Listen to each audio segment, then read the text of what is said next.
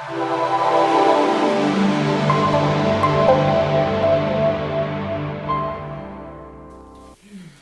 it going? This is Sherrod, managing partner, Sherrod Sports Visas.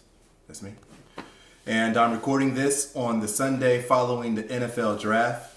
And I would like to congratulate myself as a proud Ohioan because we did it. We did it big. Let's start with number one, Mr. Burrows, Ohio product. I hope you knew that. And also number two and number three, The Ohio State University, Chase Young, and Jeff Okudah. And speaking of Okudah, I'd like to send a special, you did it, to Clutch Sports and Kelton Crenshaw, Esquire, who is a law school college student with me. And I'm very proud of him, have a lot of respect for him. I know he's going to kill it over at Clutch Sports and the NFL. Now, let's get into the nitty gritty. I'm getting a lot of calls for the past 3 years about foreign nationals wanting to play professional football. And it's actually a lot more complicated thing than you would think. Probably about 2 years ago, we started talking with the NFL Players Association about how we can help these foreign nationals stay in status to train football in the United States. Because what happens is, if you haven't been playing football your entire life, it's very hard to keep a contract.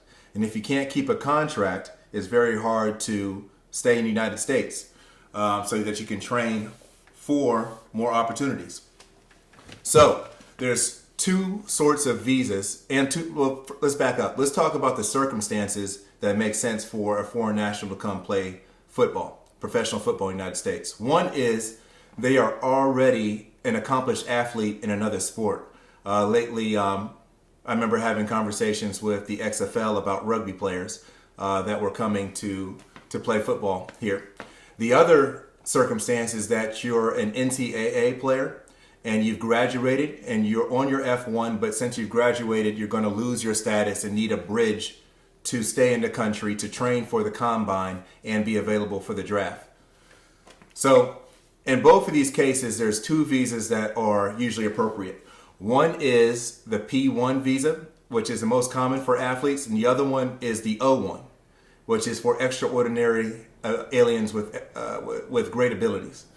So the best case scenario is that you are already well known, have had a distinguished career, and it's easy to prove, and so that we can put you in an O1A category, and that way, if it's structured correctly, you can have 3 years of work authorization, regardless of not if you're on a team.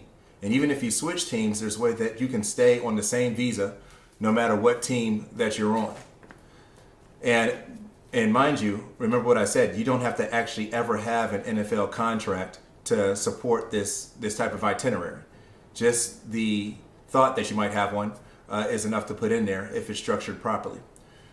But that is only reserved for people that have a lot of media about them, have maybe been paid a lot in other sports, and have other distinguishing factors that make them high quality candidates for the O1 visa.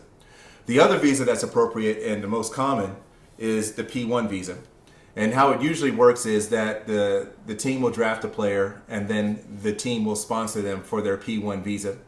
And that way it's easy because major sports leagues themselves have a special pathway that can make it sometimes a little bit easier for them to get the P1. And then the hard part about the P1 is that you have to have an itinerary of competitions that require the participation of international athletes. So basically you have to have some high level stuff going on to pack that itinerary, even if you are eligible. So say if you are P1 eligible, but you can't put together a set of things that you'll be doing that require international athletes, you won't get the P1. And what happens is when the players get drafted by the teams who get the P1, a lot of times they don't make it to the actual roster. They get cut from the practice squad or they get cut while trying to make the practice squad. And what happens is when they get cut, their visa always gets cut too. So they don't have any status to stay in the United States lawfully to continue to train for other opportunities. And it's very hard to train how to be a football player if you're not in the United States. So what we're doing is we're helping athletes, especially ones that are graduating from the NCAA that have professional aspirations but might not be ready to get picked up by a team, is to do the P1 visa category but get smart about how they do their itinerary.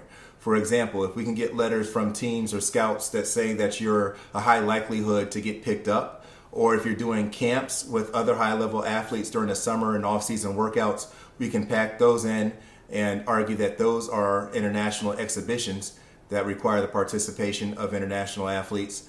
And then we can also use things such as the combine or other things like that to help make that itinerary go.